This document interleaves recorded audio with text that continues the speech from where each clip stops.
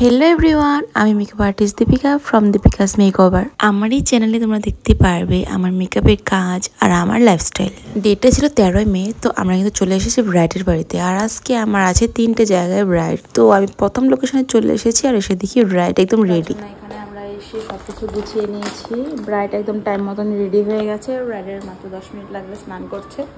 তো first bride কিন্তু time মতনই বসে পড়েছে। এখন তারপরে দেখতে পারবো সেকেন্ড ব্রাইড কি করছে। একটু পরে সেকেন্ড ব্রাইডকে ফোন করে টাইমটা জানিয়ে দিব যে আমি আসছি। তো এদিকে দেখো জুয়েলারি মানে এগুলো তো কি জুয়েলারি কয়টা রে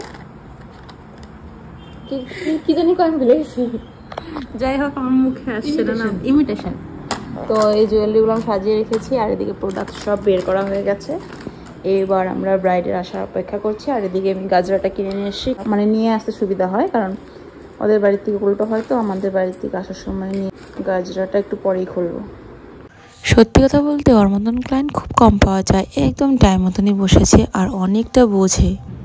আজকে আমার ব্রাইডটা খুবই মানে টাইম পাঞ্চুয়াল বলে যেটাকে, সেটাই, কারণ একদম টাইম মতন বসেছে। কারণ আজকে ওর হলুদ কোটা হয়েছে, তবুও কিন্তু টাইম মতনই সব কিছু মানে অ্যারেঞ্জ করে নিয়েছে। আর এদিকে দেখতে পাচ্ছ বেসটা আমি করে নিচ্ছি। আর এদিকে মনে ক্রিম্পিংটা স্টার্ট করে দিয়েছে, কারণ না হলে কারেন্ট চলে গেলে আমাদের লেট হয়ে যাবে। এদিকে মোটামুটি বেসটা কমপ্লিটের দিকে। কেন তুমি ফেশিয়াল করছো? না, আমি করি না ফেশিয়াল। সবসময় যদি করে থাকো তাহলে করা যায়, করি না, কিন্তু হঠাৎ করে যদি করো তোমার স্কিনে যদি কোনো র্যাশেস বাইরে হয় তাহলে তো মেকআপ একটু খারাপ লাগবে। শুনি যে কোন ব্রাইড কি করে ফেশিয়াল করে আসে মুখ বহুত কিছু হয়ে যায়। হ্যাঁ, যদি অভ্যাস থাকে, কেউ কেউ মাসে মাসে করে, যে হঠাৎ করে বিয়ার টাইমে না করাটাই ভালো। তারপরে স্কিনে প্রবলেম হয়, তারপরে হয়ে যায় মেকআপ খারাপ। আমার তো বোন কতগুলো একদম তোমার লেগে পাগল, মানে সেলফি নেবো বলতেছিল, দিদি অনেক সুন্দর সাজায়, ভিডিও দেখে না তোমার? আর আমিও তো দেখি, দেখা নিয়ে না দিদির কাছে হাসছিলাম। হাসতেছে আমার দিকে, আমার ভিডিওটা দেখে মনে হয়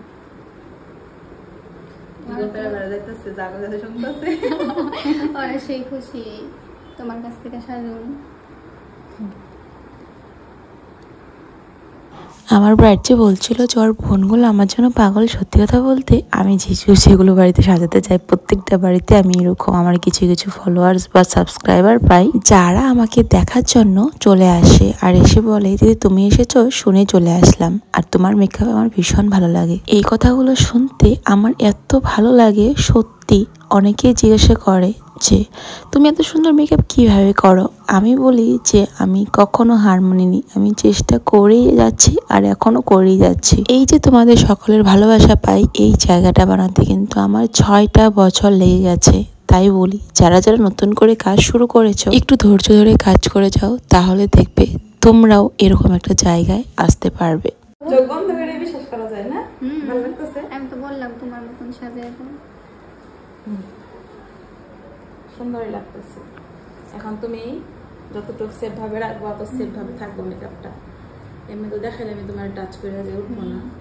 এখন তুমি মেকআপটা একটু যত্ন করে রাখবে। ইয়ারিং কি ওইগুলি পরবা যেগুলি এখানে আছে?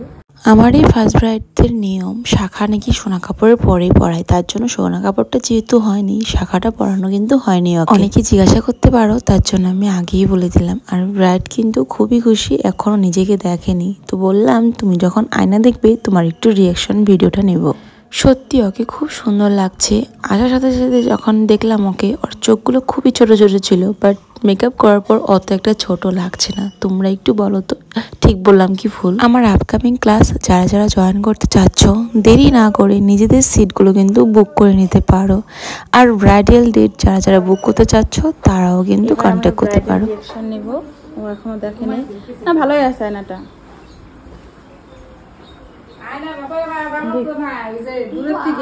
চেনা যায় না, কিন্তু একটু মানে আয়নাটা অল্পই মানে ফোলা ফোলা, সামনের থেকে আলাদা বোঝা যায়, কিন্তু দূরের থেকে কেমন লাগছে? ভালো লাগছে। কতটুকু ক্যামেরা দেখে কতটুকু? এটা আমি সাজার ইচ্ছা ছিল, খুব ভালো লাগতেছে। কেমন লাগলো রে? আরে বড়িয়া, কেমন ভালো লাগছে? তুমগো সেই ভালো লাগছে, অনেক সুন্দর। একদমই লুক চেঞ্জ হয়ে গেছে না? চলো এবার আমরা সেকেন্ড ব্রাইডের বাড়িতে যাবো, যে খেতে দিয়েছে, খাওয়া দাওয়া করে। আর ওরা হচ্ছে আমার ফলোয়ার, তো আসার সাথে সাথে বলছিলাম আমাদের সেলফি উঠবে, এবার ওদের সাথে একটু ফটোটা উঠি, তারপরে চলে যাবো। লোকেশনে চলে এসেছি, এটা হচ্ছে কর্পোরেট মানাস গেস্ট হাউস। তো আমাদের উপরে উঠতে হচ্ছে। আর এটা হচ্ছে আমার সেকেন্ড ব্রাইড। তারপরে কিন্তু মেকআপটা স্টার্ট করে দিয়েছিলাম একটু তাড়াহুড়োর জন্য, কিন্তু আমি অন্য কোনো ক্লিপ শেয়ার করতে পারিনি, ডাইরেক্ট তোমাদের সাথে মেকআপ লুকটা শেয়ার করলাম। আর এই দিদিটা কিন্তু একদমই সাজে না, কখনোই সাজে না, সবসময় সিম্পল থাকে। তারপর চলে আসলাম আজকের থার্ড ব্রাইডের বাড়িতে, আর আসার পরে মেকআপটা স্টার্ট করে দিলাম, আর মেকআপটাও হয়ে গেল। এই লুকটাও তোমাদের কেমন লাগলো কমেন্টে জানাবে কিন্তু। আমার তো সবগুলোই ভালো লেগেছে, 3 জনকে 3 রকম লাগছে। তারপর এই যে ব্রাইডের ছোট্ট একটা বোনকে সাজিয়ে দিলাম, ও শুধু ফেসটাই করেছে। এবার আমি বাড়ি চলে যাব। তো চলো আজকের মতো ব্লগটা অবধি রাখছি।